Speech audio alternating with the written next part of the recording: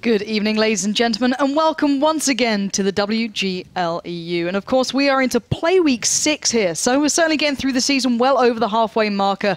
And once again, as ever, I am joined by the delightful Oliver and Melly down on the end. And how are you guys feeling about today's games? Feeling pretty good. I mean, we're well over the halfway mark now in season 1, and it's been pretty good. I mean, a really fast season so far, but I think we're going to see some of those top teams make their way ahead here. And Melly, how have you been finding the season so far?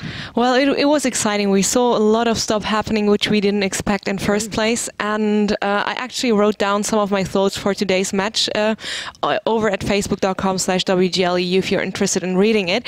And I think today's game is kind of a tough one for every participating team actually. I think you've actually hit the nail on the head. There are some extraordinarily tough games coming up, but before we get too far ahead of ourselves, we need to have a little look at some of those upsets actually that went down just in the previous Playday of this week. Now, it started off with a bit of a one-sided affair, or at least what we thought would be, and then it kind of turned on its head.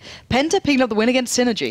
Yeah, and I think that scoreline doesn't really reflect how well Penta was playing in that match. It should have been more of like a 5-2 or a 5-1. They were simply on point. It was great to see them back on their normal, superb form. Supreme, Strong Siema, I think, Supreme, just a very good team indeed. I mean, we thought Strong Siema could do something after Ruinberg, but then Supreme just ran away with it. And of course, that last match, just, really one-sided. Oh, most certainly. Tornado Rocks are not letting the ball drop at this point. They have been looking phenomenal throughout this season.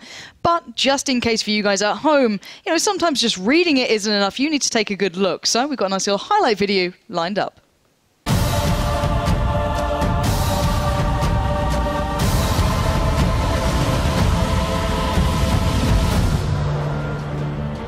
Good evening, ladies and gents, and welcome once again to the WGLEU. Synergy up against Penta. If Penta actually get these kills, this could be a disaster for them. Total Best is being totally wrecked at the moment. He's down to a one-shot. Raven is going to happily pick that one up in the LTTB. And next, right in the center of it all, is Nidin with nothing to do. He's going to be taken out, leaving just 4 alive with Synergy. The split just seemed to have gone so badly wrong, and Stalker has got to face the music. Look at this round the back. It's the dozy-do. They're doing the rope-a-dope, and it's kind of working out. Look at this, Samika is getting absolutely ruined. He's down to nothing already, and Nidin's trying to make a run for it, but with 4 tanks on your heels, you're not going to get so far. But that 5100 in the back lines could do further damage, but Killer Pit finds Samika in the IS-3. This is going pretty well, but then again, Penta only has 2k hit points here, and they're starting to dwindle. Sure, the damage was good. Messing a little bit late to this battle, actually. He should have been there to try and finish off these tanks a little earlier. This is the cross. This is their move. This is their play. They're trying to make it come to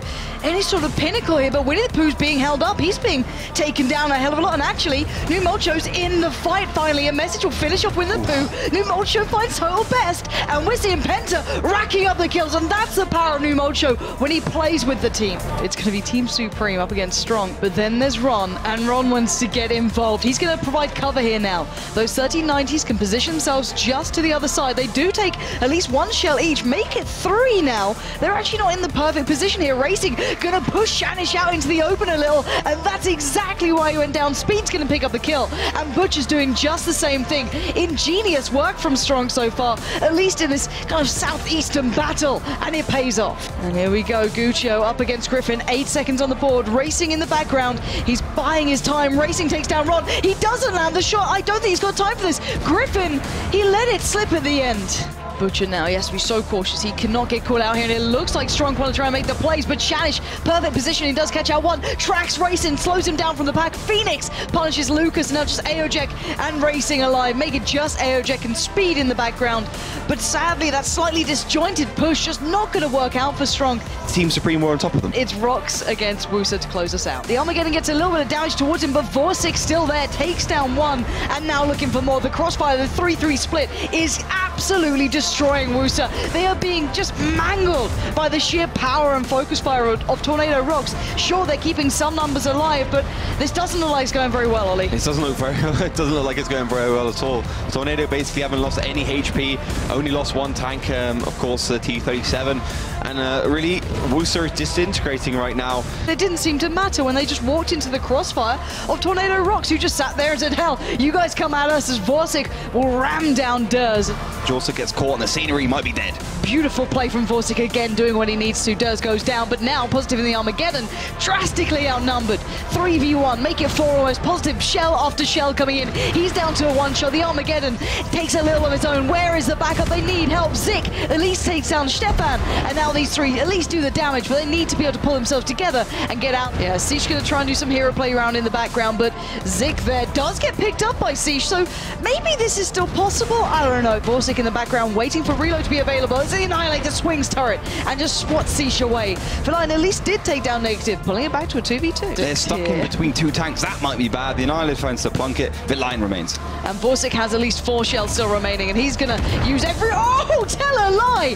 Feline holds on by a thread. The Annihilator has the shell though, and that is all she wrote for Wusa. But it's been an absolute pleasure bringing you this Playday, and hopefully see you on Thursday.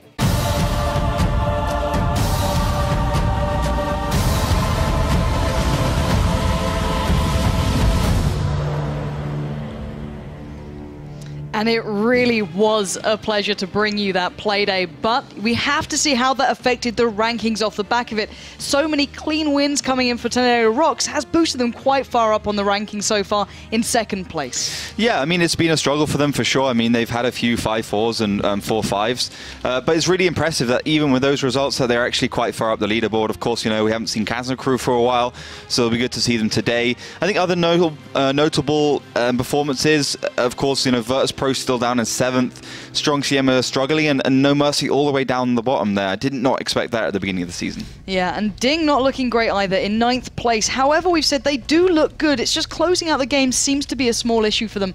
But hopefully today that's not the case. They have an extraordinarily tough opponent to begin with, Kazna. Yeah, I mean, it's a really big test for them. I think it's a test for Kazna crew as well because, you know, they haven't really played a top team. They've been playing, you know, No Mercy, ASAP, Penta. It's been a while since they played one of the giants, you know, Synergy and Virtus Pro, of course, at the beginning of the season for them. So it's going to be a big test for both DiNG and Kazna crew. Technically, Kazna should still have that win, but it's going to be a really interesting game. Then we've got Virtus Pro versus No Mercy. Yeah, and to finish us off, Wusa against Utopia. Now, Utopia's kind of gone under my radar a little bit, but they are sitting in 4th. So certainly a team to keep your eyes on and seeing how well they can progress forwards. But as ever, those 3 points are what these teams really do want. They have to get those clean wins to get them in towards at least the top 6 here for a lot of these teams we're seeing today. However, it's not just about us here in the studio, it's about you guys at home. And Melly, if people want to get involved and get their thoughts through to us about the games today as well, how can they do so? Well, the first channel is, of course, our Facebook appearance over at facebook.com/WGLEU, where you can actually win bonus codes by participating in our team vote. You simply have to vote for your favorite team and then predict the exact scoreline for this matchup. And people already started voting. It's really? 90% for Kazna crew. Oh, I guess that's kind of expected. Kazna have the fan base and they've got the results. Absolutely. And of course, another way of participating is over at Twitter, twitter.com/WGLEU. Use the hashtag WGLEU to get involved, to tell us what's on your mind. If you have questions, just fire them right away. I will ask our experts. Yeah, exactly. We love hearing from the people at home as well. And the questions are pretty darn good. I've got to admit, sometimes I'm even like, that's a really good question. I probably should have said that. But still. First game coming up will be Kazna up against DiNG, the Giants, up against the newcomers who've been turning some heads. But it's going to be a tough battle. First map coming up is Lakeville. Yeah, I mean, Lakeville, super interesting start. I think the most interesting about this map pool is that we've got Lakeville, and then we've got Ruhenberg, Steps even, and then we've got Lakeville again as the tiebreaker decider. So we got 3 really interesting maps. You're not seeing Ruhenberg and Himmelsdorf like we normally see. And I think the main point is, you know, DiNG clearly wants to get rid of Ruhenberg, even though it's their most played map, and they can see that, look, okay, Kazna crew always seems to get the results on it, so let's just ban it out. Let's make sure they can't play that defensive side, and let's bring some new maps into this and see what we can do. Well, that's the thing. Steps is quite a new map. These teams don't have that big record on it at all, do they? Oh, not in this season. I mean, Steps has really been an underpicked map. We've seen a lot of Ruhenberg and Himmelsdorf, but Steps, compared to Season 5, it was super popular. Well, it's time to look at the first map, Lakeville. Lakeville, a big summertime map of mixed type. The map can be divided into 3 parts: the town, the canyon, and the road. The teams start the battle on the opposite sides of the town. One of the bases is located right near the defending team's spawn, the other one the bottom of the canyon. Attacks are usually executed through one of the flanks. However, the central pass is also very important. You can get great recon from there. Both heavy and light tanks are commonly brought to Lakeville. So, welcome to Lakeville, one of the newer additions to this season, but so far it has proven to be an absolute cracker of a map. DiNG had a wonderful performance against Supreme on it, so this could be a very interesting game, but they're starting on the attack, Kazna on the defense. What do we see so far? We're seeing quite a light lineup from DiNG, actually. They've gone with the T-54s, the T-21s as well, and the IS-3s. I mean, it's a good mixture of tanks, I think. Of course, DiNG going for those brawls, really wanting to get close, because, you know, it's one of those things I noticed against when they played against Supreme, that when DiNG gets close, when they get into those brawl situations on the eastern side, they're very good. And they won every single time against Supreme. Doesn't matter if it was attack or defense. So it's good that they can see where they're strong and where they're weak, and they really react in terms of tank picks to match that. Well, let's see how this goes so far. As you said, that eastern side, certainly a pinnacle of attention here, where they're putting the vast amount of tanks, a lot of the heavier lineups, the IS-3s going towards it, but a couple of the others, the T-54s, seeming to head down maybe the 4 line or even to the 1 and 2. Where do we see this really kind of coming towards in the end? Well, DiNG saw what Supreme did on the attack, I think, and maybe they're realizing that might be one of the options. This is a classic attacking push, though. You put the two T-54s in the middle to get good angles onto the back of those IS-3s and T-32, Yizny, Eurofish, and Nexus. And then you have your IS-3s push forwards. You get in to engage, you put pressure on those IS-3s and the T-32, you make it push backwards so the T-54s can shoot them behind. That's the general thought process behind what DiNG is doing right now. You know, Kazna crew, they just need to hold fast. They don't need to flex or move around. If they do, then you already see DiNG actually start to walk away with this. So last time we saw DiNG as well, trying out a couple of new things on this map, but as you said, they might have learned a little from Supreme themselves, which is not a bad thing. And I'm kind of interested to see if they can do that again. Last time it seemed they kind of lost a little bit of the courage towards the team and their confidence. Do you think they'll struggle here against Kazna, or do you think they might be over those issues? I think they're really over the hump they had at the beginning of the season. I mean, with that really shaky result against Utopia, they finally got a win in the bag. Of course, it was a 5-4 after a great comeback via Utopia on Ghost Town. But I think they're back in the game. They seem to have their heads in the right place, and they just need to continue to actually put pressure on. So what do we make of these T-54s for Kazna, though? Heading up the 1 and 2 line, they're still heading pretty far north. Is this a bit of aggression from Kazna? Well, we've seen this kind of T-54 split before where, you know, they always trying to find tanks from behind. The problem in the past was that, you know, often they get distracted, they get held up by another T-54 or a T-21. It costs them too much time, and you'll see the other team just win this engagement, which is now happening between the defending tanks and the attacking tanks towards that right side. Yeah, and even those T-54s are now speeding up. The T-21 has spotted out these guys making their play, so hopefully for DiNG, they can find this response. They can find a way to exploit the fact that T-54s are not in the same place. But still, the IS-3s will be clashing down towards the south, and we're seeing Vetso speeding along that T-54. But finally, Yizny does get a little bit of damage back. That T-32 being whittled down slightly, but DiNG are taking a lot of damage here. Yeah, DiNG are taking a lot of damage, but if they continue pushing, they might just catch Kazna crew in time. You can see those T-54s of DiNG are actually engaging onto Elian in that 416, and Kazna crew's T-54s really aren't in the battle yet. No, Elian might not be able to withstand this. He's down to a one-shot, and there we go. The T-54s together have hunted him down, but here comes the cavalry. Finally, Vetso makes it into the battle, but the IS-3s are so close to that T-32. But Schnitzel will take down the T-21 at least, but still, all of this is still raging on, and DiNG are down so low on HP, 1.7k. They need to get the job done fast, but Vetso in these situations just excels time and time again, taking down the T-54 in the opposite number, and now battling out against Diplomat. The problem was then one of the IS-3s managed to connect onto Hyber and take him down, and actually Vetso's losing that one-on-one engagement, but he's very close, but you can see Diplomat actually has reloading time. Yeah, Diplomat should be able to make this shot as he does, but that was close. But now, keeping things a little bit tidier, but still 500 hit points with DiNG, only 2 tanks left, and it's surely not going to go in their favor. Eurofish still has so much to work with, as does Nexus, and these two, sadly, should just be picked up and dropped down. FKK Schnitzel providing some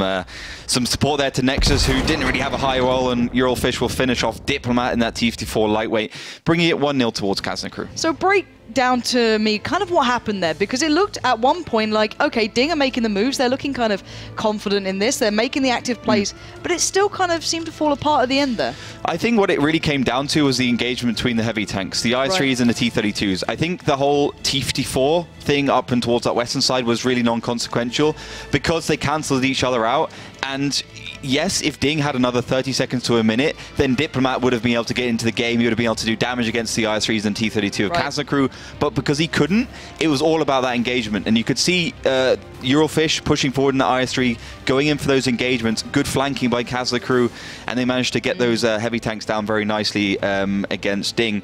And I think DiNG, you know, the simple fact was they received quite a lot of damage before they managed to engage onto Yizny and that T-32.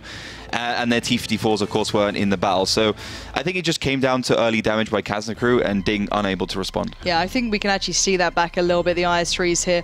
At this point, still sitting pretty. And as soon as I think they may have noted that, okay, there's no T-54s here anymore, they tried to make a play off the back. But as you mentioned, so much damage being received so early on. And these guys were able to just sit back and say, all right, they can keep going towards us, we'll hold the higher ground and make them come towards us. And it's always worked out as a theory in modern tanks. Actually, right now, DiNG should win this, but you see the T-54s connect onto the T-21, and then FKK Schnitzel can lock him down. Shockish can't get into the game. Vetso, Hyber go towards the middle, and you can see straight away, as soon as those T-54s are spotted of Kazna crew, the T-54s of DiNG just want to engage onto Elian, but he survives for quite a long time. And that really does help Kazna crew out a lot. But you can see right now, Meritorious almost dead, whilst not really that much damage done to Yizny, Eurofish, or Nexus, even though it's a 4 versus 3 situation. It's quite impressive they were able to hold on that long. Now, if we're going to take this in a slightly harsh way, though, was this DiNG making an error, or Kazna just holding on well enough? I think DiNG should have taken down those T-54s quick enough, more quickly. I mean, it was impressive that they realized that. I mean, one of the IS-3s connected a shell onto Hyber and killed him in that T-54. But it just wasn't fast enough. They couldn't get those T-54s into the engagement. Shrockis also receiving some damage in his T-21 meant that he couldn't help his heavy tanks out either. I think if I would do anything, just react quicker with those T-54s in the middle, or maybe pick an AMX 1390 so you can get a little bit more burst in there. Well, DiNG certainly did run with the 1390 before, so I wouldn't be too surprised if they decide to pick it up again. Last time they were a little more hesitant, but this time they're actually starting to work with it and looking a little bit more, I don't know, confident. It didn't work out in the first round, but more often than not, on the attacking side especially, we'll see teams lose one round and then win the next. Do you think this could be a theory here? I think so. We saw that against DiNG and Supreme, you know, went back and forwards, and it's a lot about learning. And I wouldn't be surprised if these two teams just want to go for a brawl. But having said that, Kazna crew look like they're going towards that western side. I did note against No Mercy and Penta that Kazna just love those brawl situations, but more on the attack. On the defense, they're quite a standard team. They don't want to go for too aggressive movements at the beginning. They want to get good positions and then move out from there. Well, nothing wrong with playing standard when it works, I guess. Kazna will be setting themselves up in a fairly similar position, but as you noted, the T-54 is not quite going on that walkabout just yet. Vetso and Hyber are playing pretty close to the pack, so the 416, the IS-3s, all just sitting together. And is this them just saying, okay, well, we tried a little bit of our own flavor the first time, let's just kind of calm it down, like you said they like to do? Yeah, maybe. And, you know, I think Kazna crew's learning from other teams right now, because this tactic Kazna crew are using, they actually lost versus No Mercy, because No Mercy pushed into the tanks that were actually in almost the position DiNG are in, but like 100 meters forwards where those houses are, where the grey house is in front of the trees. And then Kazna pushed in, they managed to get the overmatch. No Mercy managed to push in, get the overmatch and get better positions. And that's actually what won. So it's good to see that Kazna are learning from other teams.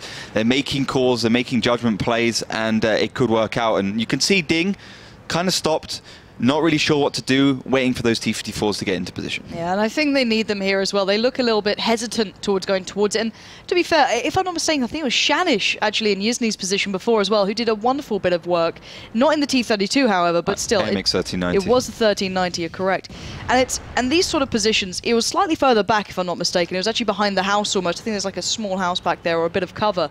But it's so good being almost a linchpin point in this map that I really enjoy being played out. But still, very cautious from DiNG. Try not to take too much early damage. I think Maraka, or Mr. Akar, however you want to say it. I think it's Maraka. Maraka? Yeah? All right, we'll go for Maraka. I don't know why Mitch says Mr. Akar. Yeah, I was like, I don't know. But Maraka, we'll go with that for now. Should have an underscore there if it's Mr. Akar or a dot or something. I agree. But still, they're taking their time. They're waiting, as you said, on those T-54s. But they're actually coming back here, the T-54s. They're not committing round on that 4 line. No, they just want to get into an overmatch situation, I think. You know, where the positions Kazna crew's tanks are, it basically means they're completely safe from that western side. But it also means that Kazna can't really reverse without taking the risk that they might get shots onto the back of them from those T-54s.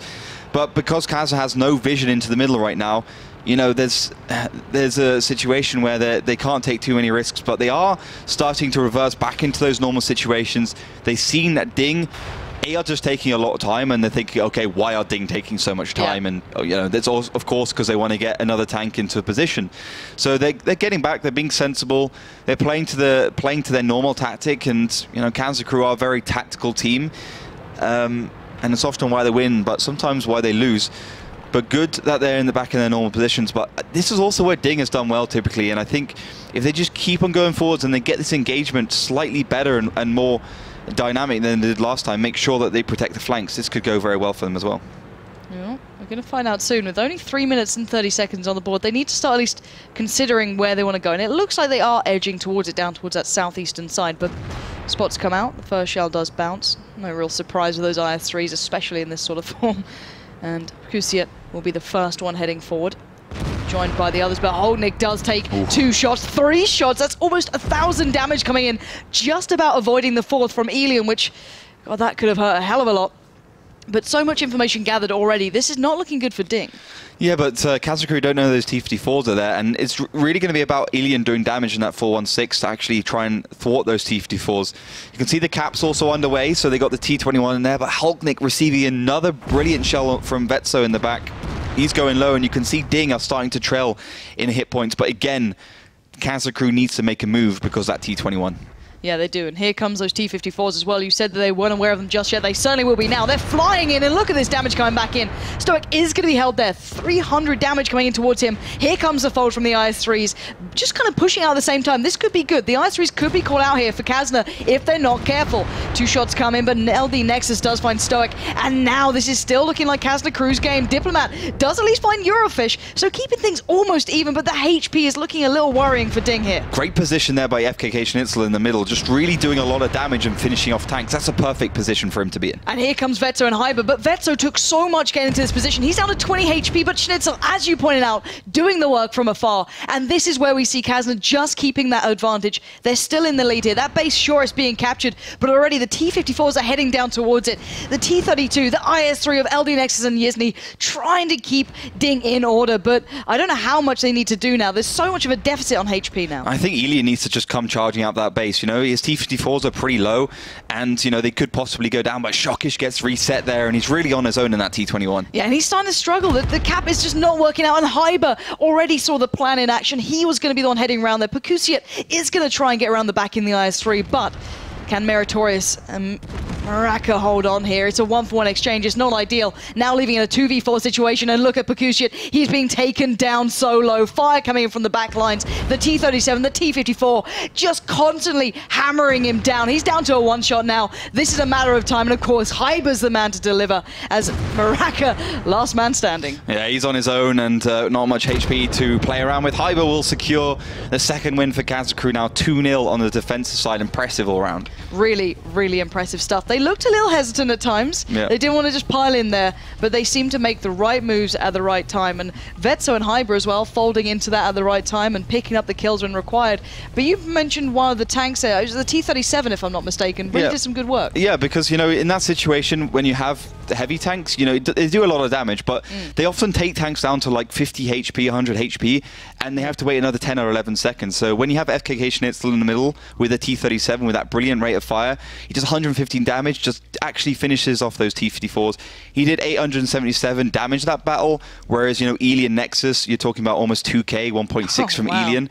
And then you look at the side of DiNG, and you can see Mary doing 2,000, where Pekusiet is the second one with only 1.1k. So in those IS-3 engagements, Mary is always, you know, expected to deliver and be, you know, a top player.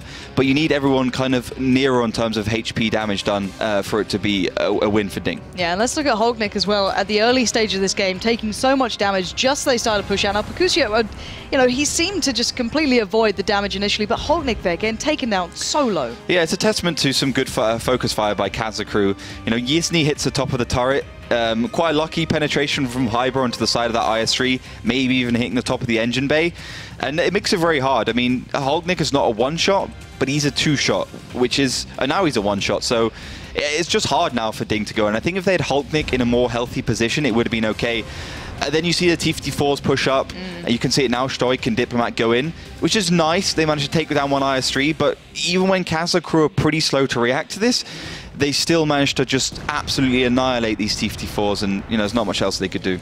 No, at this point they were down so low, DiNG seemed to run out of steam, but it's a little bit of a drastic difference between what we saw with them against Supreme and now Kazna. Now, if we take it into account, we haven't really seen Kazna tested too much by bigger teams since round 2 of the start of the season. Is this a good display from Kazna, or is this them saying, okay, well, we're almost as good, if not better, than Supreme on this map? If you look at it in that sort of term. I don't know. I mean, you always have the situation where you have the individual player skill, and you don't really know how much that has an effect on the game, but usually has like a pretty big effect. I'm not sure if they're as good as Supreme, of course. We'll be able to find that out a little later in the season. But they are looking very impressive. I think if I was going to point out anything, they knew when they had to retreat and get back into those default defensive positions in time, which really helped them out.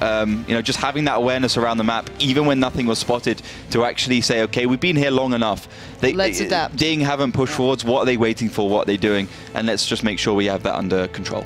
Kazna always so good at reading the opponents, and other people who are good at reading the teams. You guys at home, Melly, they always seem to get it right. What are the votes looking like so far? And currently 88%. Correct. So still pretty high. Yeah. And yeah, it's looking good so far. Yeah, they know what they're talking about, as ever. I don't know how they managed to do this. I think we need to just get the crowd of people watching here with all like voting signs or something. Absolutely. Yeah, people, tell me your secret by using the hashtag WGLEU at Twitter. So maybe we could learn something. We can adapt, yes. Hey, I'm always willing to learn more. If these guys are the next big thing in analysis, let's bring them on board. But I think the teams are almost ready, so we can kind of calm things down. Now the sides will be changed, so we're going to see what Kazna can do when they're now in control. They are on the attacking side, and it's DiNG to try and stop them. Yeah, so pretty standard setup from Kazna crew with the T-54s and the IS-3s. I mean, Kazna, like DiNG, they really do thrive in those brawl situations, and I think they will go for the church. They will play around the kind of corners and go for those 3 versus 3 situations where they can actually just win based on player skill. DiNG also going forwards into that right side. This could be a good move from them because Eurofish kind of unsupported in that IS-3 up and towards the right side. And the early damage is going out to Mary. Not a lot, though. So a good start for Kazna crew, but not a big blow. No, not massive. And you've said before that Kazna are very aware. They're not a team that just happily walks into things without the information. They like to see the bigger picture. And they are being quite tentative here. They're not pushing straight in towards that eastern village, or city, should I say, almost. They're taking their time with it, and they're actually catching Mary out. That's a huge loss towards DiNG. If Mary goes down early, that's a massive amount of damage normally removed. Yeah, once again, one of the tanks from DiNG gets caught out and taken down pretty low. I think DiNG is missing a trick here. I mean, for instance, when Kazna crew played against Penta, often when the other team just goes aggressive, and even against No Mercy, when the other team just goes aggressive, before Kazna crew can get set up in their normal positions, they do very well.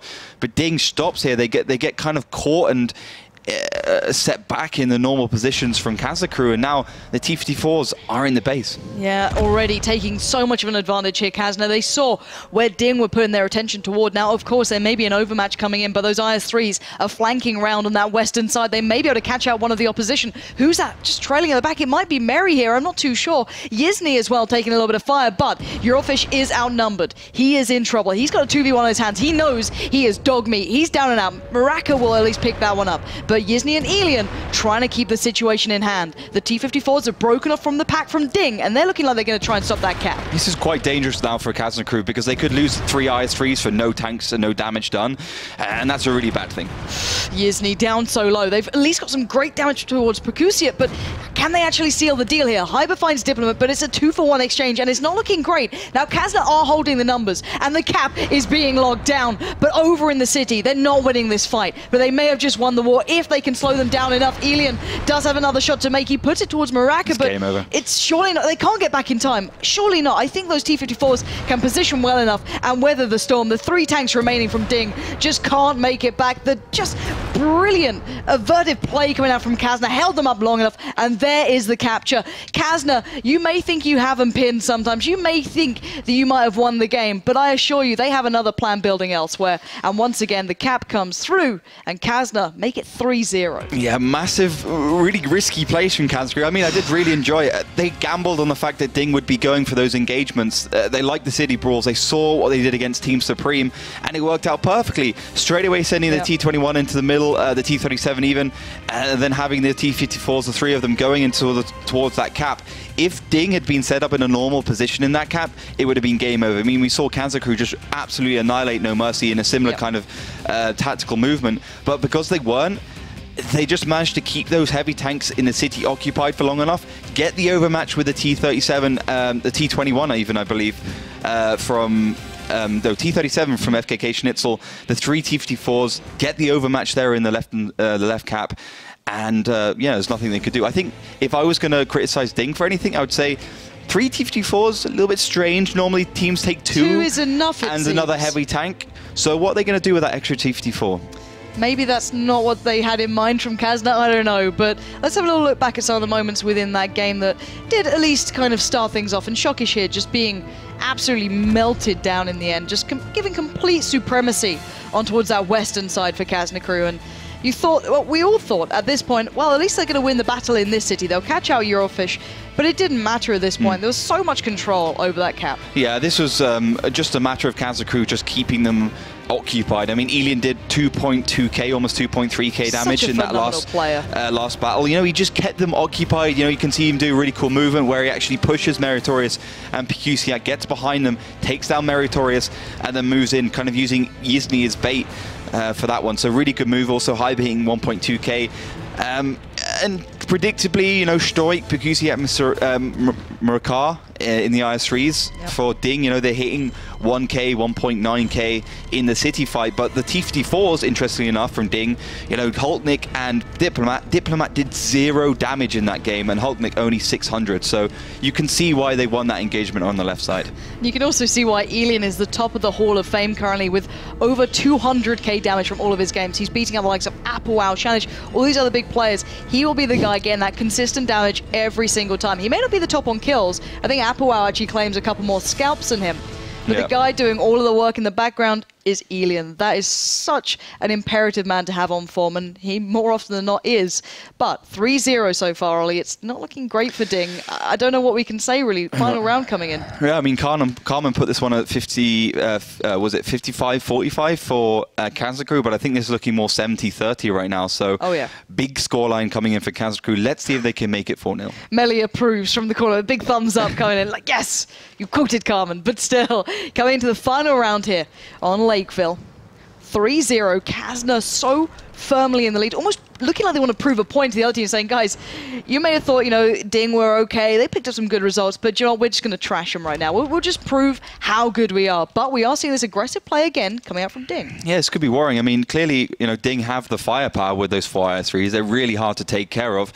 Elian, Kazna Crew in general just exploited those IS3s by getting the T54s on the flank. But, you know, if we can see, Kazna Crew might be just trying to play the bait and switch game where they kind of say, okay, you got the T54s up north, let's put them in the city, see if DiNG actually react to that, and we can actually win the overmatch that way. But you can see Vetso, no Hyber even, gets caught out early on, so DiNG now knows those T54s aren't in the western side. Yeah, I think they're going to split one of them over, which is LD Nexus, joined by Schnitzel. And actually, Schnitzel had a great game before. I think it was in round 2, possibly, doing a lot of damage there. So maybe he can find that sort of poignant position again, but still, this is a better, well-rounded move from DiNG, it seems. They're not taking the early damage, they've not been caught out.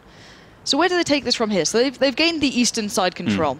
What does this now allow them to do? Because surely then just that western side cap is vulnerable. Yeah, that's the thing. I mean, when they played against Supreme, the one thing I took away from that game was just the western side was a big vulnerability for DiNG. They're very good in this right side.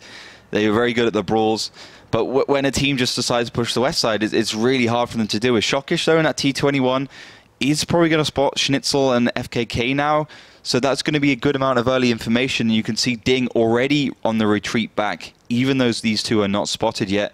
And that's going to be big news there for for DiNG. I think they might be back in time, and Kazna crew also switching it around. You got to remember, Kazna are on the attack. They do need to make the move. Yeah, they certainly do. But they've still got around 4 minutes and 50 seconds. So there's a bit of time for them to build into. But it's going to be 2 T-54s pretty much... Well, no, tell a lie. 2 54s and a T-21 against the T-37 and the T-54. For Kazna now, they have a little bit of cover, but not a great deal. And they're going to need the backup of the other members to come through pretty soon. Diplomat and Hulknik now have turned their attention towards this.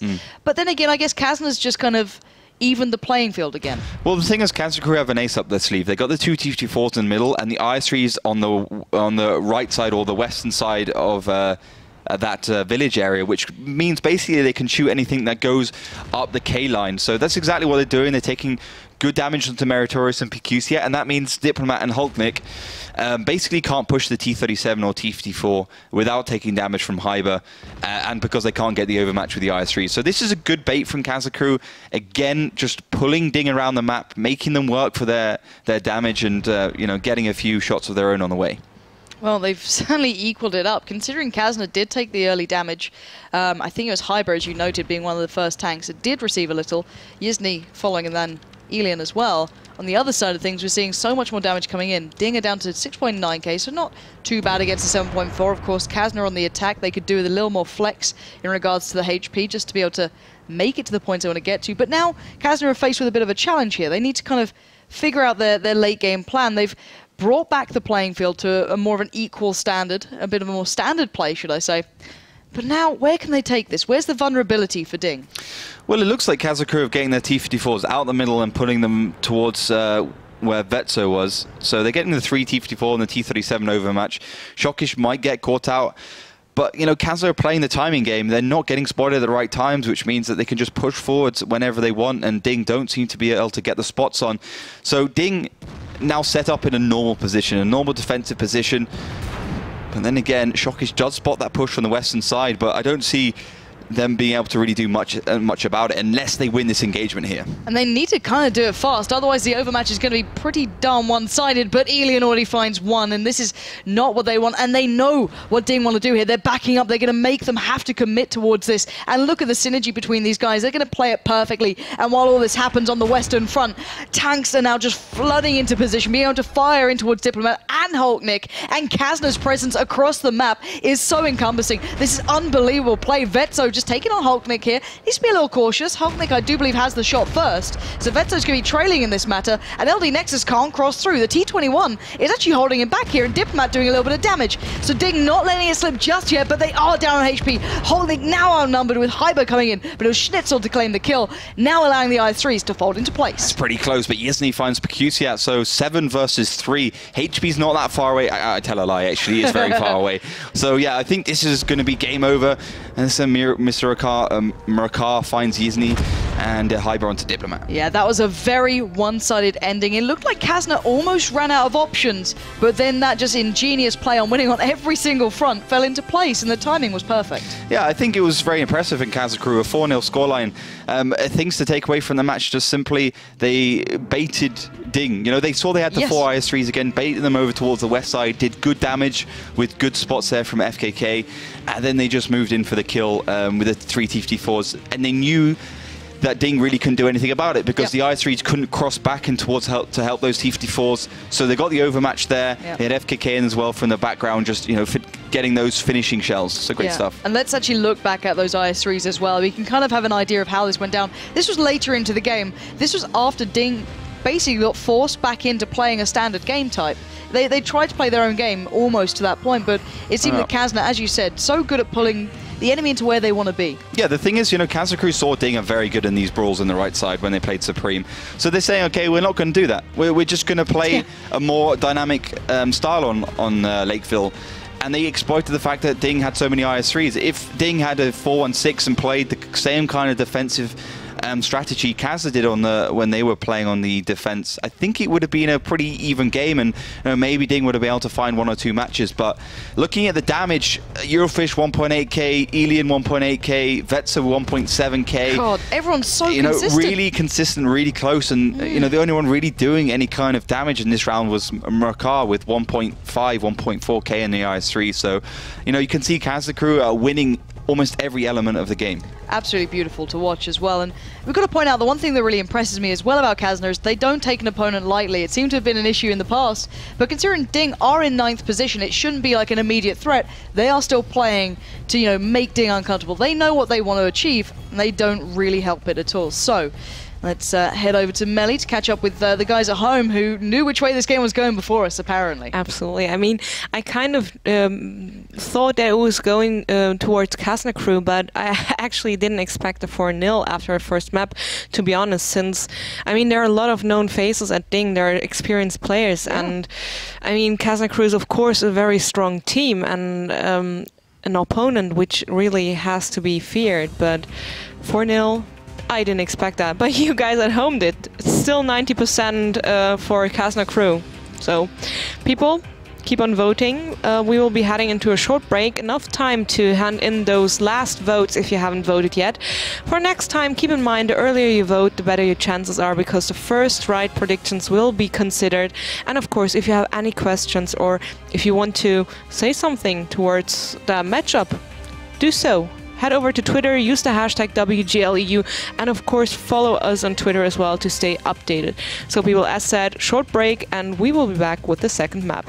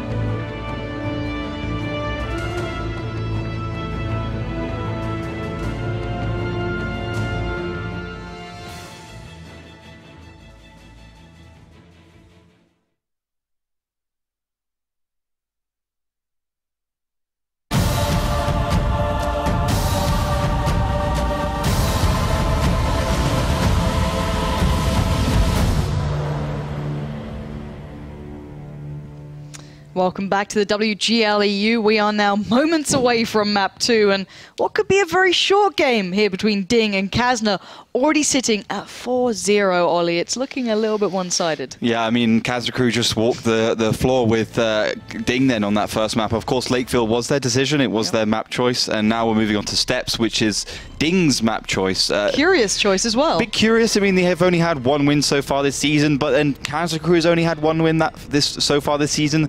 But then if you compare the two, you see that DiNG played Wusa, lost 3-1 on this one. Well, yeah, they lost 3-1. They got 3-1 scoreline. But Kazna crew went 3-1 against Virtus Pro. They're two different teams, in my opinion. Yeah, a little bit of a different caliber there. And you guys at home have been getting involved quite substantially. Melly, there's some people out there already getting involved in this matchup. Absolutely. I mean, if you guys want to check yourself, search for the hashtag WGLEU over at Twitter and visit our team vote on Facebook. And the vote is climbing. It's already on 91%. Oof. So, yes. When it goes after our community, the second map will be a really, really short one. And also, Matt tweeted us by using the hashtag WGLEU, which you should do as well, because you can win bonus codes if you do so. And Kazna crew, he says, Kazna crew has lots of experience, but also bounces back well if things go wrong. Hard to beat. I think, yeah, DiNG's certainly feeling the brunt of that. They've come in with their game plan, and Kazna seems to be able to read it like a book. Yeah, and I think Kazna crew are showing a rare form in online phase. They've always been a little bit shaky there, so it's great to see they're on form right now. Well, guys, in case you've kind of not seen this map yet, it's been a little bit of a mystery this season. Here's Steps. Steps, the most open map of the league. The attacking team appears near the rocks at the bottom of the map, and the defending team starts at the top. Bases are located near the railway and on the green. The best way to control them is to use the lowland near the second base. The attacking team usually unfolds the attacks from the rocks and the railway, but sometimes they can attack through the green. Teams often drag vehicles from flank to flank, so both teams usually pick light setups, but sometimes use tanks with a strong turret, and even SPGs. Alrighty, time to jump into this one. The game is live. Kazna already on the move here, on the attack, and DiNG doing what DiNG does, trying to get that T32 into place. Wow, I've never seen this one before. Well, obviously using a pretty standard boost these days, Mr. Akar, the one getting pushed up there, but five IS3s and a T32 and a MX-12T from Shockish. So it's going to be a pretty hard lineup for Kazna crew to get through. And, you know, to be fair, Kazna looked like they were a more competent team on the attack versus Virtus Pro. And DiNG just going for like a kind of Utopia-esque style of just overmatching with full-on armor and hit points.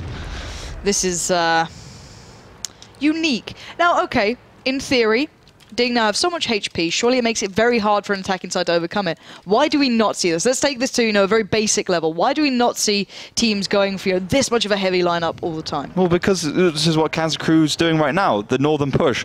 When DiNG played versus Wusa, they were very vulnerable to this northern attack, and Kazna crew knows that, and they're just going to continue executing that. And Shockish is not like he was in a position to really spot anything out. But this is big. This is a big play from DiNG. If this works out, it's going to go very well for them. They're going to be able to cancel out Betso straight away.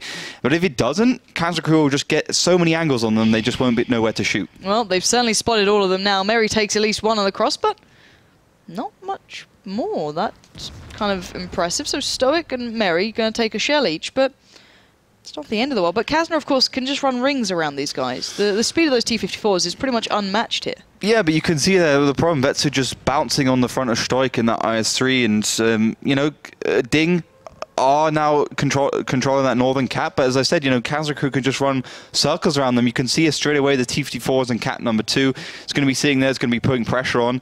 A simple game of cat and mouse now for Kazna. The worst thing that can happen to them is that they get into an engagement. If they get into a engagement, it's game over. But you can see Mr. Akar's position just catching FKK Schnitzel unawares a little bit. He makes a shot onto him. But that's the thing. Kazna can't go for that second cap because Mr. Akar, so it is forcing them into a position where they might just have to go for the brawl. But I don't know what to make of this. It's a very unique bit of play. And now Kazna's probably just talking this through at the moment, just kind of deciding what they want to do. Now, of course, they have the M44 still. And those IS3s are a little vulnerable toward it. And, of course, a T-32 sitting in one position may be a little bit open to this as well. So, Let's see how Kazna overcome this. They've worked down the HP quite substantially, already down to 7.9k rather than the 9 it started at, but there's still so much work to do here. It's all about Eurofish right now. You know, DiNG were vulnerable to Roofy in Worcester when he was playing the M44. Roofy did like 2.1k, and he really did damage those heavy tanks. So, you know, Kazna needs to keep the spots on the IS-3s and the T-32s. And Eurofish just needs to hit the shells. Simple as that. He's hit 2. He's done no damage. That's thanks to the pretty good armor of the IS-3s and you know, the spaced armor on the side of that tank. So Kazna need to kind of, you know, have a good standoff range, a good standoff kind of positions on them. Keep the spots on those IS-3s. Gets Eurofish the shells he needs to make, and that should be okay. And Stoik just gets absolutely wrecked by Eurofish in the M44. That's what he needed. Well, that could be the opening point here. Looks like Hyber and Vetso looking like they want to maybe push a little here, maybe, you know, add a little salt to the wound. But here comes Nexus, here comes Schnitzel, and well, Kazna do need to make the move here, and Shockish is the easier target, let's say, but Hyber takes a big shell, and this is going to be a very tough battle, but DiNG are dwindling in HP. Oof. They're already down to 5.6, and that volley of fire coming out hasn't helped them out, but Schnitzel took so much damage as well. This is super risky from Kazna. You can see, even though they've taken down a tank, they're still pretty low. Actually, I think this might be a mistake from them. I think they could have just stayed back, not gone for the engagements, and just won it via Eurofish. But they did see they got an advantage with actually hitting a tank and killing it, so they're just trying to get that over, trying to get the engagements, but every shell DiNG's doing is doing about twice as much as the Kazna crew one, so it's dangerous. It really is, and there's Shockish as well, just kind of being a pest. And now Elian and Yizny going to try and weigh into this battle here. DiNG are starting to get a little low, 4.2 against the 3.9 of Kazna. Keep your eyes on the HP here. At some point, it may just drop, and it might be very soon. But Holnick finds Nexus. This is not looking so good for Kazna, but here comes Hyber into the battle. Look at that play from Elian, not scared for a second. Going to try and take on Diplomat. He knows he'll have reload first, has faith in Yizny to come up with the goods. But now DiNG down to 4 tanks still. Kazna have a lot more standing, but they are very, very low at this point. HP is not on their side. Perfect position for Elian is actually between 2 wrecks, so he can just completely stay safe. He can get the peaks, he can do the damage, and it's looking bad news for DiNG. As you can see, Shockish, the team captain, does fall, leaving Meritorious and Mr. Akar on the T-32 and IS-3. 2 left to try and deal with this one, and I don't see it going too well. Eurofish still laying down the fire from the back lines, but the swarm of Kazna crew looks like they want to get involved pretty soon. They know it's still dangerous with the likes of Meritorious still alive. And there's actually a lot of HP still on Mr. Akar, and, well, Maraka even. 1 minute left on the board. Kazna need to make their move pretty quick here, and they can't mess it up because Mary is doing wonderful work. Now he's got a bit of cover.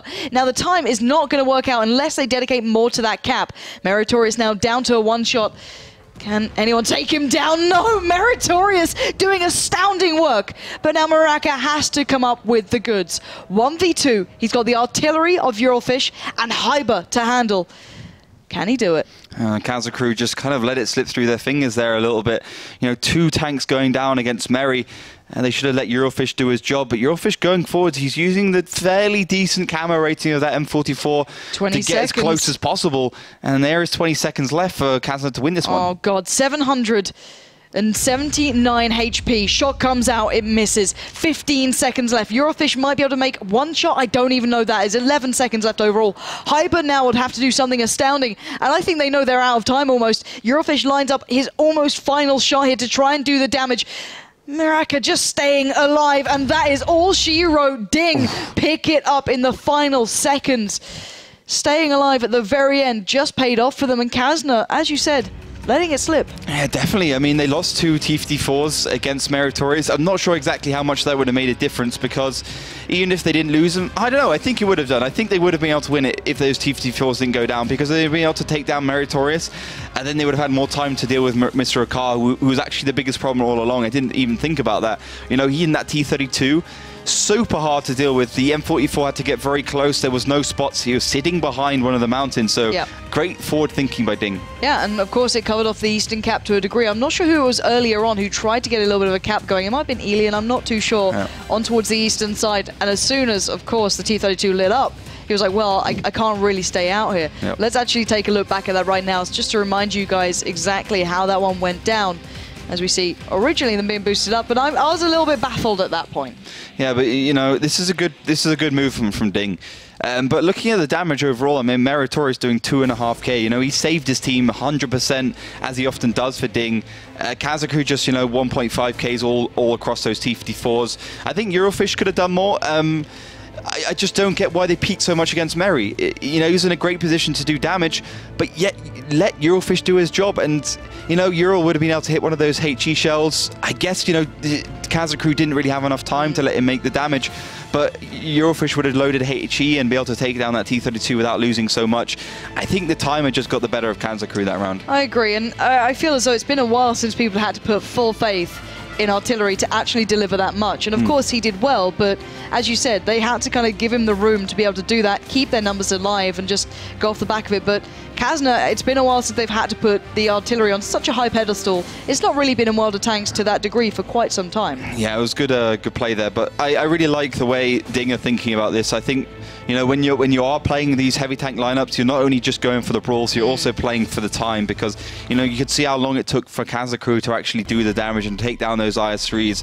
The amount of bounces, the amount of ricochets that went onto those IS-3s was pretty insane. And then they had Mr. Akara in that right corner. So great play there by DiNG. You know, it's a risky play as well, because, you know, having a T32 in a position like that, yes, it can defend that western cap, but it wasn't really in the brawl and it only did 700 damage. So ballsy from DiNG, but definitely worth it. And, you know, they look like they got a little bit more confidence going into this second round on steps. Yeah, and I want to see what DiNG now bring into this round, of course. You can't do the same thing twice almost all the time, but what would you theorize they might go for here if you'd maybe hazard a guess? Well, I can see their lineups right now, I believe. Okay. They've gone for 3 T54s, a 251 and FE304. So that's a pretty strange lineup. I mean, the 251 looks like they're going to boost it up again, but a lot of light tanks, you know, Kazna as well, sticking to their guns with 6 T54s and an M44. Well, this is something to watch out. A little bit different from DiNG, but can they do it again? Picking up the first round here on steps. Now they have to pick up the second. Bearing in mind, Kazna are on match point. They are 1 round away from a win here, and a clean one at that. A bit of a surprise they even dropped 1 after that first map, but still. We haven't seen much of steps this season. We haven't seen much of Kazna on steps. So who knows what we're in for here. If you're going to hazard a guess, do you reckon DiNG can pull up another round? I think so. I mean, it's very unlikely that Kazna are actually going to go 5-4 and, you know, or have a 4-4 situation where there's a tiebreaker. But DiNG look good. I mean, this is their map choice, and they look like they have a plan for it. Well, let's see what they can bring to this sort of point here. Almost a polar opposite of the last round. T54s everywhere. The 251, obviously, Diplomat. But it looks like already people are trying to keep in mind what might be going on here, but no boost to be seen to the previous spot, at least. A little strange. I mean, of course, you know, the 251 is a great sniper, okay? That makes sense. Diplomat's going on towards that right side. Obviously, the problem there is, you know, yeah, he's got great sniping ability, good hold down ability, good gun depression, but there's no armor on that 251. You can really, you know, penetrate it, you know, like wet paper even. So you have to see, of course, how this one works out. I mean, you got Shockish in that FE304, a little strange, but he's doing this very cleverly. He's actually pointing away from the map, so the spotting points in the front of that turret on the commander's copula in the front of the tank aren't spotting Kazna, which means they are not aware that he's in that position. Quite ingenious from Shockish, showing that there are some nuances that, you know, make the difference between, you know, a top-tier player at these points who can kind of pull them into some sort of position. But still, Vetso might be going hunting soon. He may not care if Shockish is being smart here. He might just go for it. Yeah, he might do, but let's see if Vetso's been spotted. Not yet. That's down to that position, and let's see if Shockish actually gets spotted at all. If he doesn't, it's going to be really awkward for Kazna. But also when Shockish shoots, you know, it's game over. There's just nothing you can do because he's going to be spotted immediately, but it's still not spotted. The FE304 has got great camera value. That's fantastic. Look at this. They're completely oblivious. This is very intelligent play. This is something a little new, a little different. And wow, literally just behind Vetso, there is a tank sat there, completely unbeknownst to him. But Vetso did get spotted, and there's really no other place he can get spotted from unless it's from that western side, because he's behind the kind of railroad, the railroad embankment. So Vetso is very much aware that there must be a tank somewhere around that. Kazna must be very aware. So they need to try and find an angle and try and find a position where they can actually take him out. But again, DiNG are wearing down that clock. Yeah, they are. They're buying time, and even just Vetso having to search for this sort of position, and he's not checking it. He's really not sold by this. This is actually quite impressive. I didn't even think that was possible at this point, but still, Vetso maybe keeping it in the back of his mind, but it will come to the forefront at some point. The problem is if he does go for it, he's going to be in the OP, he's going to get spotted, he's going to get absolutely annihilated by Bakusi Diplomat and any other tank that decides to aim towards him. So Kazna crew a little bit lost, not sure really what to do, thanks to DiNG, having a good plan of attack on this map. And if Kazna do end up pushing, they're going to have that FV304 shooting the back of those T-54s. And I don't know, I think this is looking good for DiNG once again. They're wearing down that clock. Kazna doesn't really know what to do. And, the artillery of Eurofish isn't connecting so far.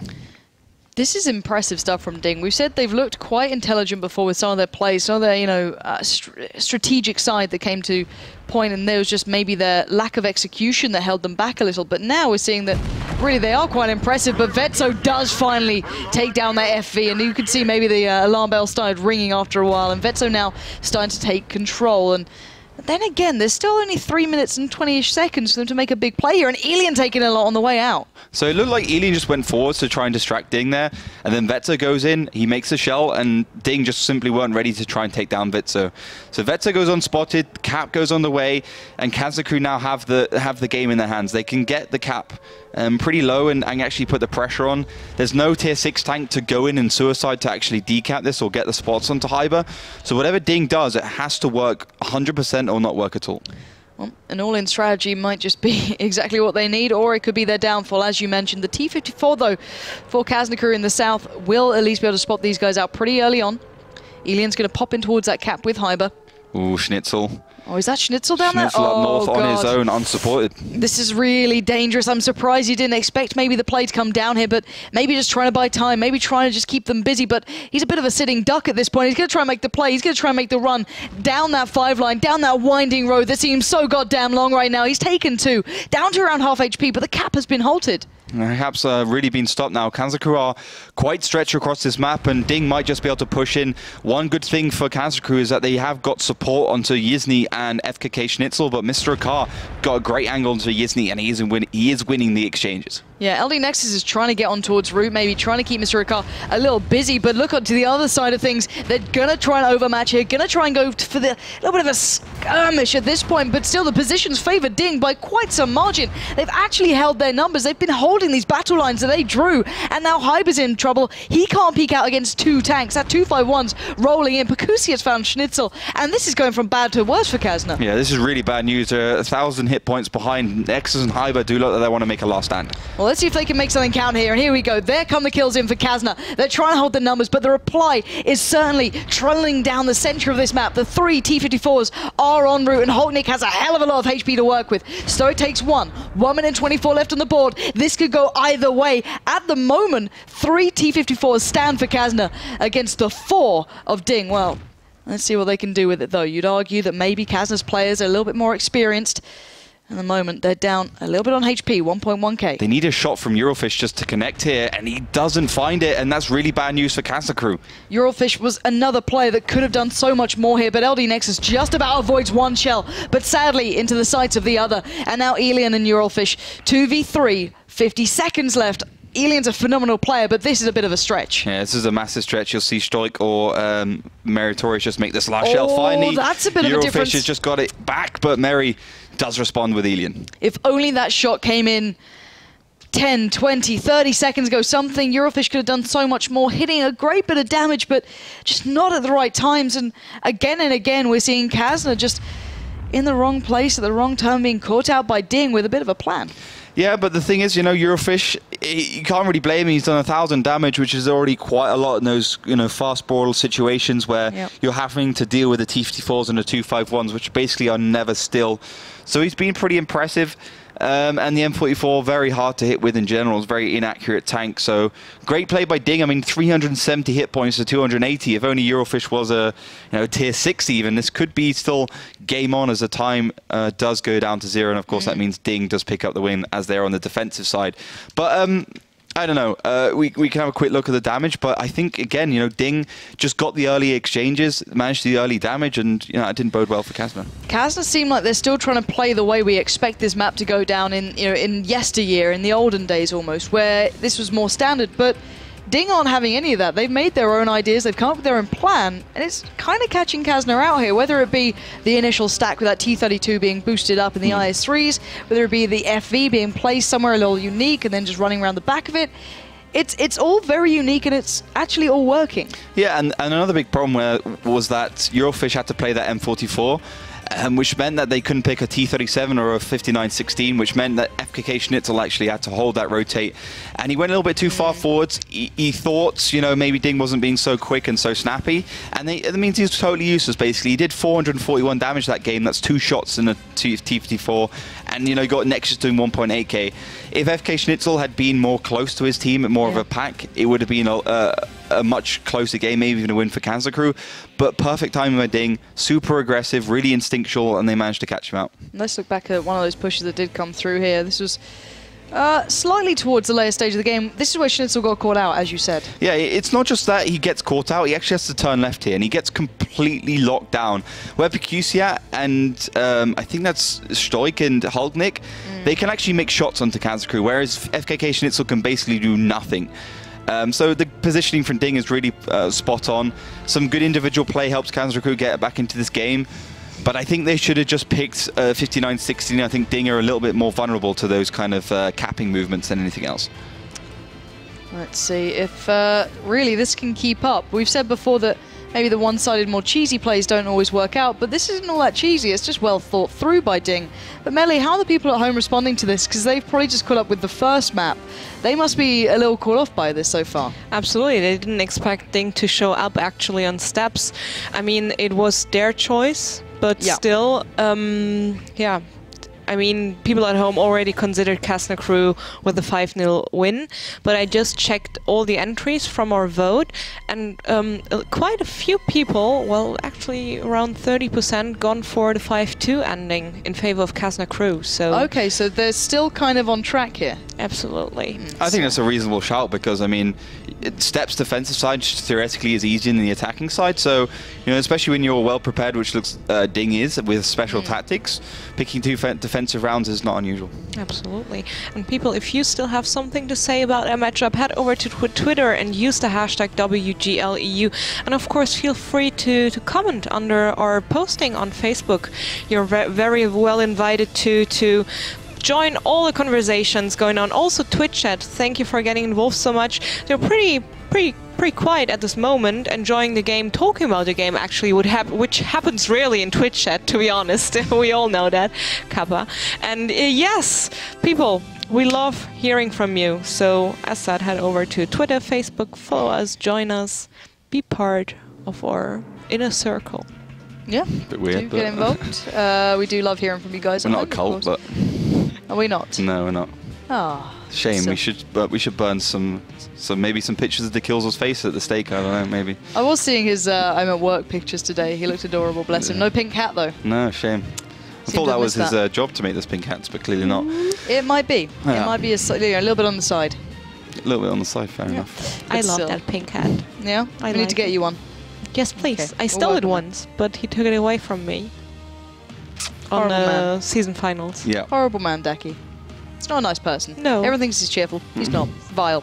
Anyway, let's talk back about the game at least for now. What can we expect now on the side being switched over here? You know, once the things get changed over, what can Kazna Crew do? Because they just need to kind of at least get one round. Do they go aggressive? Do they try and do something a little different? Or do they just play very, very standard? Yeah, well, we got the teams actually restarting here, so we're going to be waiting around. But it looks like Kazna Crew going for the T32s, T54s, pretty standard stuff from them. I think, you know, they just need to play a solid defensive round. They've got plenty of rounds ahead of them to play with. Just one solid one will secure them win. But, you know, DiNG being very good, DiNG, you know, clearly researching other regions, looking at, you know, what Hellraisers has done before, what Na'Vi has done before on steps, and, you know, kind of just like getting those tactics and, you know, really understanding how they work and what to do with them and implementing in their own kind of nice little DiNG style. So, I don't know, we'll see how this one works out. I mean, you know, DiNG do need to actually start winning these kind of like brawl engagements to actually be able to win an attacking round though. I tend to agree. And we said before, they aren't a bad brawling side either, but we haven't really seen it come to that point. On the first map, Kazna took complete control. They kind of took DiNG to wherever they wanted them to go, therefore kind of negating the brawl. But in the previous games, it's kind of been the same. We've seen one player being caught out, and then it's kind of spiraling off the back. I'm kind of hoping we get to see a little bit of that. But if you were going to put a bet down, where would you put the scoreline at the end of this? I would say Kazna picks up the next round and brings it 5-2. Okay, and any stand-up player to keep your eye on this one? I think Nexus. I mean, Nexus is a guy that not only is doing the damage, but he's also in the fights a lot. Elian often gets criticized for being at the back lines a little bit and not really engaging himself into the fights, kind of like a new multi-show. So he's not that bad. I think Meritorious has been carrying his team, kicking and screaming so far in this matchup, and I think LD Nexus is not far behind. Well, soon enough, the teams will be ready and we'll get underway into this one. Once again, use that hashtag WGLEU to let us know your thoughts on the performance so far, especially on Steps, a map we've really not seen that much of. And I'm kind of curious to see if Kazna have really trained this one as much as the others, because it really hasn't been a common feature. So, kind of nice to have it back in the map pool at least and being featured a little more. But I do believe the teams are almost ready, so we can get into that and we can have a little look through the tank lineups, what they've decided to go for, and if Kazna can really hold off DiNG now on the defense. Yeah, so T54 stack, T32 251 from Kazna crew, IS3 T32 251, triple T54 and M44 from DiNG. So DiNG sticking to their guns.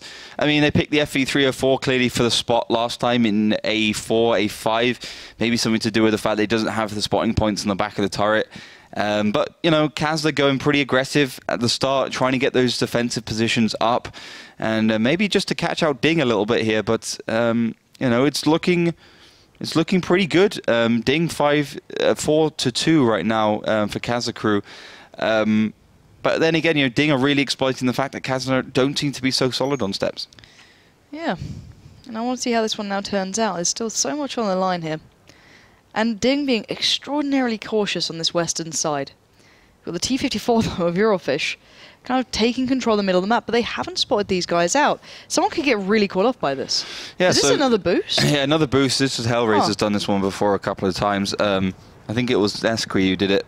But they're not going to go for it. I mean, I think they get the spots out onto where Elian was, and they decide that they can go for the overmatch because Elian's been a little bit too aggressive, but I think he'll get safe maybe with 1 or 2 shots going to the back of that tank before DiNG actually get onto him. Yeah, here we go. Stoic just peering over. Elian does indeed get caught out. 2 shots back to back there, down to 465 HP. So he'll be trying to scurry away towards some sort of cover, and he does at least get some respite there behind the tree, maybe looking to calm this one down, but shells coming in. Elian cannot afford to go down at this point. Interesting decision for him to actually stop in the bush. I think he might have thought that he would go down if he went for the cross instead. Sits in the bush, tries to get that camo value and go invisible before actually running away. But that's a good engagement. Kazna crew getting caught out once again with the early peak, the early damage, thanks to just a very aggressive movement by Elian. And now, Kazna are really on the back foot. DiNG are far ahead in the hit points. Also, they got good positions. You got the M44 from Diplomat, which will now just be able to rain down terror onto Gizny in the T32. So good start from DiNG. DiNG are really good at their map control on this. I'm very impressed with what they've been able to achieve so far, and Shockish being very cautious if anyone was being able to hide out this long up in towards that northern side. But we are seeing a little bit of a rotate coming out from Kazna, heading down towards the south, leaving that T32 kind of a little bit lonely here, but still, surely DiNG's going to expect this. Yeah, I mean, Shockish going forwards. What? So he wants to go haul down. This is all right from DiNG. I mean, they can send Shockish forwards, no problem. He's got plenty of support from behind, but Kazna crew, they got so much time to try and negate here, to try and get down, that DiNG are looking great, and they got complete control of that northern cap, which will force Kazna on the rotate through. And because Elian's taken so much damage, it's very hard for them to do anything. And Kazna crew didn't go for the boost, so they don't have anything that can just get the resets on the western cap via blind shots or spots or anything otherwise. Shockish does get support spotted there, so Yizny and Shockish might have a little bit of a 1 versus 1. It's kind of interesting. DiNG's not just happy with that northern presence, they're pushing towards the east. It looks like they want to take a fight here. This is kind of dangerous though, surely. I think this is good from DiNG. They're just keeping the pressure on, just basically forcing Kazna crew away from all their caps. I mean, they've got already control of that northern cap. My God. They've got control of that eastern cap now, and they're going to draw the battle line soon. And they're really just, making Kazna crew backpedal, getting them out of situations and, winning the little damage engagements on the way. I'm really quite surprised Kazna's being so passive here. They're just being pushed from pillar to post. And they don't seem to get any damage back. So far, they've hit 2 shots, one towards Maraka or Mr. Akar, and the other towards Stoic. And that's it. Everything else has been completely in DiNG's favor. Now they have both caps. They put the IS-3 and the T-32 here. But are they happy with that? No, they're pushing more. Yeah, I think this is, DiNG, they got the IS-3 and the T-32, so actually the caps, the Eastern cap is a better way to play it. Shokish is, hull down, he's a T-32, that's why he wants to try and get the exchanges, keep Kazna crew at bay. So Kazna's got to try and secure the net around DiNG and go in for some sort of push here. But again, DiNG's got that extra tier 8 tank, that IS-3, and Kazna crew don't have anything to kind of counter it like an M44 or an FE. I'm blown away with how good DiNG are looking at the moment. This team has a plan on this map, and they are certainly doing one with it. Yizny just cannot deal with Shokish on his own. He is struggling here. That T-32 battle is 100% in the hands of DiNG for now, unless Elian can bail him out a little. Some good exchanges now for Kazna crew, but the thing is, Yizny just got hit there for a lot of damage, I think, or he might have been hit a couple more times before. But he's pretty low on hit points, and Kazna are doing some good work here, thanks to some good positions, especially from that right side. I think that's Elian playing that position. But still, caps getting low, 10 seconds remain. They need to make their move soon, and I don't know what they have in store. Elian just made his shot. That's not worked out. They'd have to commit for this, and that T-32 is still in place. Look at this. Eurofish and Vetso looking for it. Hyper has to commit. 1 second left in the cap. They might have just done this right under their nose. No, finally, a shell comes into place, but Hyper might have just sacrificed himself for this, as is Yizny. Yeah, he has definitely sacrificed, and Meritorious just absolutely secures it, blows him away. Kazna crew are really trundling on HP, and Vetso's losing this 1 versus 1. This is really sloppy from Kazna. Well, then again, it's just been quite ingenious from DiNG. Now here comes the counter move. They're not happy leaving this one half done. They want the full job sealed. And well, Yizny at least will find Mr. Ricard, but Stoic's there to kind of even the matter out. So, looking at this one, DiNG's starting to look a little bit worse for wear on HP. That's the worrying point. They're pulling it back into place, but 1.7k up against 1.2. Now, Schnitz's still alive, Vetso, Eurofish, and Elian.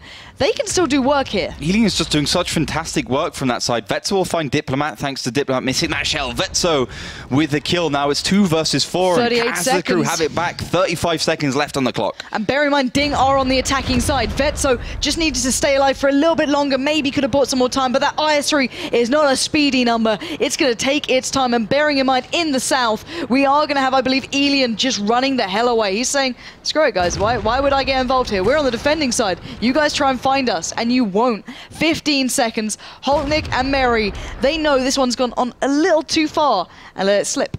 Well, Eurofish might just lose this engage. Meritorious gets a shot first, but not a particularly high roll from him, but Eurofish just keeping Meritorious at bay, and Holtnick will finally secure the kill, but 0 seconds left on the clock, and Kazna crew on the defensive side pick up the round in the match. 5-2. But that was a little too close. Now, I think Elian saving the day then was a rather large factor. What sort of damage did he do in the end? I'm not too sure. Elian did 1.5k. It was really Nexus that did a lot of damage there with over 2,000 in that round. Okay. So pretty impressive stuff from him. I mean, he was just winning the engagements constantly, getting the peaks against the T-32, Shockish, getting the peaks against Meritorious, getting good damage. But, yeah, no, Elian was there in the background. Sniping is what Elian does best, and he's keeping the resets going. Hyber was the brave man, went in to get the went in to get the resets. I think ultimately DiNG could have done it better. I agree. They were in control of that entire game until the last minute. Yeah. The cap was so close, but then surely you'd account for the fact that, sure, someone's going to make a move. Someone's going to have to sacrifice themselves for this cap. Then where do we go from here? It should have been something they'd thought of on that point forwards. It's so common on that Eastern cap especially. Even if you play it standardly from the start by pushing the trenches, we see it so many times. The thing was, DiNG had the 2 heavy tanks, and, I could see the logic behind them wanting to go for that Eastern cap. I mean, because it's easier to defend with the T-32 and having the IS-3, and to actually get an engagement onto it with the T-54 is very hard because you do actually have to get into a position when you're not on a hill because the gun depression is very bad. But I think, DiNG could have gone for that northern cap. They had control of it.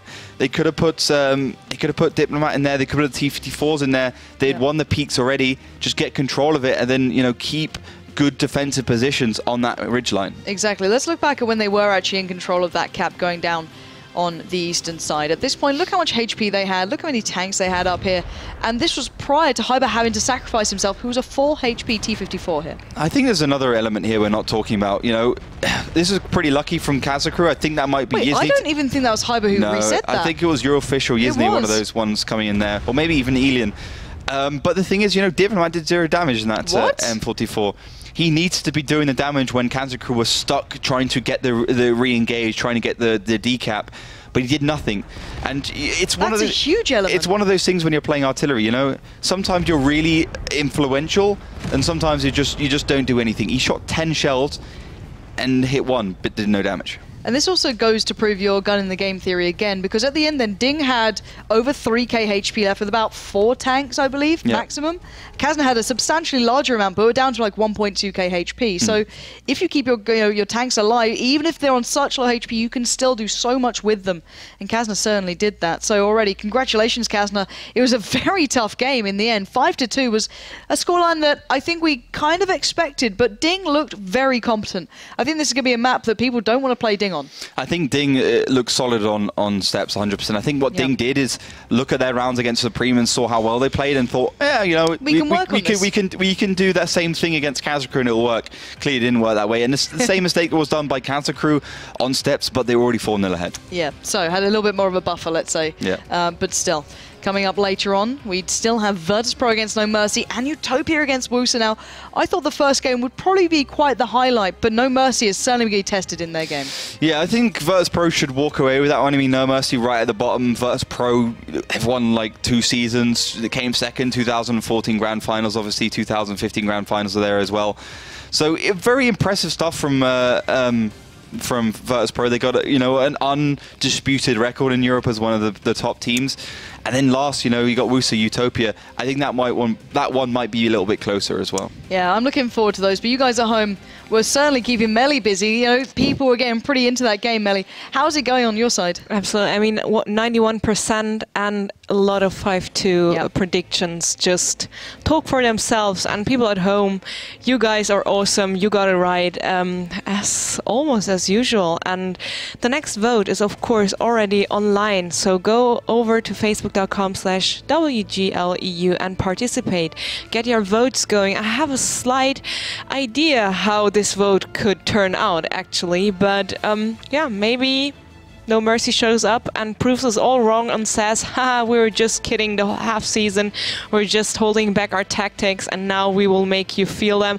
And people, tell me what's on your mind. Use the hashtag WGLEU to tell us, as said, whatever you need to tell us. If it's questions, if it's predictions, if you don't have Facebook but want to predict anyways, use the hashtag @WGLEU, hashtag WGLEU at Twitter and follow us. That's what I wanted to say.